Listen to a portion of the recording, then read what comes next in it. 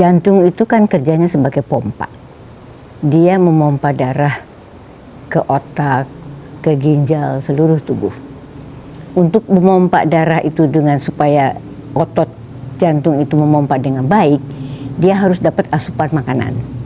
Asupan makanannya dapat dari pembuluh darah koroner. Nah, kita tahu bahwa pembuluh darah koroner itu ada dua, kanan dan kiri. Jadi kalau ada salah satu dari pembuluh darah itu tersumbat, maka aliran darah ke otot jantung itu terganggu sehingga otot jantung tidak mendapatkan asupan makanan dengan baik. Nah, sehingga dia akan terganggu fungsinya. Nah, itu yang menyebabkan serangan jantung. Apalagi kalau sumbatan itu adalah total 100%, itu akan terjadi serangan jantung. Nah, sekarang mungkin pertanyaannya adalah kenapa orang kena serangan jantung? Nah, sebetulnya penyebab faktor risiko, kita sebutnya faktor risiko ya. Faktor risiko untuk serangan jantung itu ada berbagai. Pertama adalah apa? Penyakit tekanan darah tinggi, penyakit kencing manis, merokok, kemudian kadar kolesterol yang tinggi, kemudian gemuk, berat badan berlebih, kemudian tidak pernah berolahraga.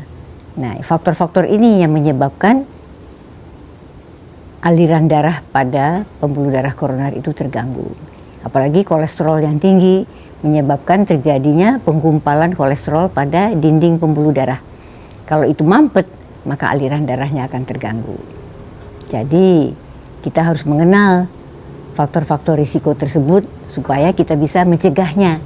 Karena yang penting ini mencegah. Penyakit ini bisa dicegah. Kecuali satu, ada juga faktor lain, yaitu faktor keturunan. Nah, faktor keturunan ini yang kita tidak bisa cegah. Apa itu faktor keturunan? Jadi misalnya kalau ada orang tua dari kita yang usia muda kena serangan jantung, anak-anaknya akan mempunyai kemungkinan untuk kena serangan jantung juga lebih besar daripada anak-anak yang orang tuanya tidak kena serangan jantung. Jadi kalau kita misalnya udah tahu nih, ayah saya umur 45 kena serangan jantung, itu anak-anaknya harus sudah hati-hati banget.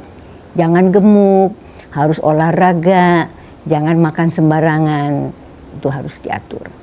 Nah, ini faktor-faktor ini bisa mencegah kena serangan jantung.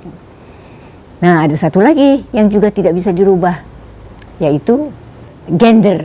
Nah, gender. Jadi gini, laki-laki umumnya kena serangan jantung itu lebih banyak daripada perempuan.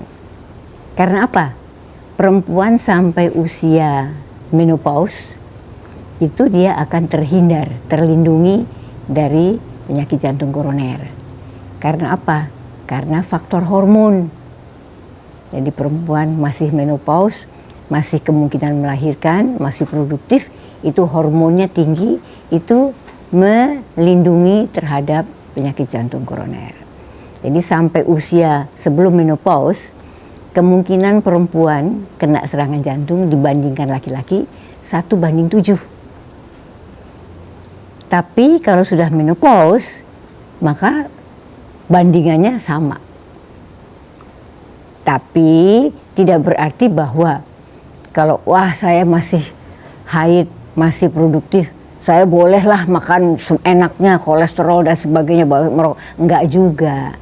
Tetap faktor itu ada pengaruhnya. Cuma ada perlindungannya. Jadi Tuhan itu maha adil. Karena perempuan sudah berjuang melawan hidup mati untuk melahirkan, jadi dilindungi terhadap serangan jantung.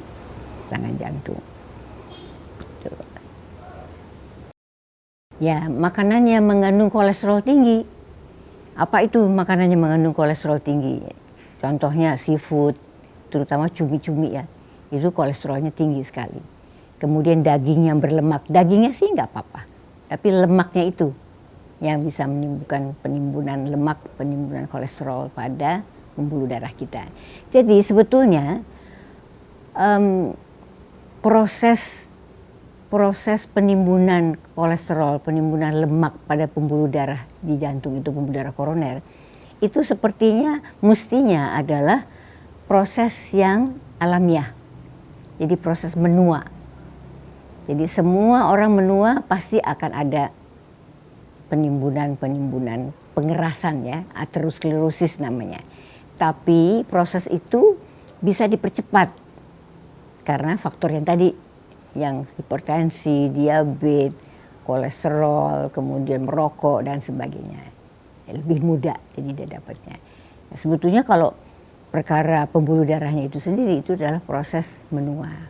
Tapi oleh karena faktor yang tadi itu proses itu lebih cepat terjadi. Jadi berarti tekanan darahnya harus dikontrol dengan baik. Ya, kemudian diabetesnya juga. Gula darahnya harus dikontrol sebaik mungkin dengan obat-obatan dan olahraga. Itu kemungkinan itu. Nah, jadi memang kita tidak bisa mengatakan, oh tekanan darahnya dikontrol, diabetesnya dikontrol, 100% aman. Enggak juga. Tapi ini kan namanya upaya untuk mengecilkan kemungkinan tersebut.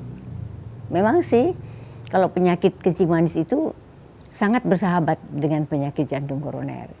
Jadi hampir 70-80% dari orang yang diabetes itu pasti nantinya kena serangan jantung. Jadi makanya itu harus hati-hati betul. Kalau kita punya diabetes itu harus hati-hati betul. Dietnya, gaya hidup, olahraga dan sebagainya itu harus diurus dengan baik. Makan yang sehat. Makan yang sehat itu apa? Sayur, buah-buahan. Jadi kita kalau makan itu jangan kenyang dari nasi. Kenyang itu dari sayur, buah. Buah tentu jangan buah durian ya. Kalau buah durian kan kalorinya tinggi banget. Tapi yang buah yang sehat, pepaya, jeruk, apel boleh, pisang boleh. Dan sayur. Jadi kita makan itu harus porsi sayur itu besar. Jangan sampai kita kenyang dengan nasi, itu gak baik.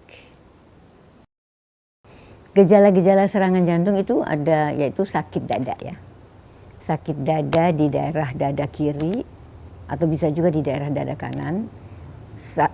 Rasanya itu seperti sakit tertusuk-tusuk atau seperti tertekan, berat rasanya, yang menjalar ke lengan kiri, bisa menjalar ke rahang bawah, bisa menjalar ke punggung.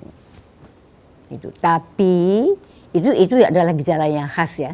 Tapi ada juga gejala yang tidak khas yang sering juga orang rasakan, yaitu seperti sakit perut, sakit sini, sakit di bawah dada ini. Itu orang sering menyebutnya seperti angin duduk. Jadi memang saya juga punya kolega yang mengeluh sakit perut, dia hanya menganggap bahwa ini sakit perut, tapi ternyata itu adalah serangan jantung. Jadi kalau misalnya keluhannya ini dicurigai ada penyempitan pada pembuluh darah koroner, harus diperiksa dengan jelas. Dilakukan pemeriksaan EKG, kemudian dilakukan pemeriksaan USG jantung, kemudian treadmill test, exercise test. Kalau misalnya hasilnya semua negatif, ya sudah, berarti dia normal. Tapi kalau ada masalah, kita lanjut pada pemeriksaannya lebih lanjut. Apakah CT scan untuk lihat koronernya, ataukah kalau lebih jelas lagi adalah dengan kateterisasi jantung. Nah, jadi sesak itu kita harus bedakan. Sesak yang terengah-engah atau sesak rasanya berat dadanya. Kalau penyakit jantung koroner, sesaknya itu adalah berat, bukan yang terengah-engah.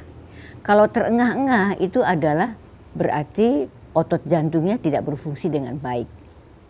Jadi dia mompaknya tidak bagus, bukan karena penyakit jantung koroner. Kalau karena penyakit jantung koroner, umumnya gejalanya adalah rasanya berat pada dadanya. Tapi pada beberapa orang juga seperti kayak sesak. Jadi memang harus dievaluasi lebih lanjut. Ini memang penyakit jantung koroner atau hal-hal yang lain.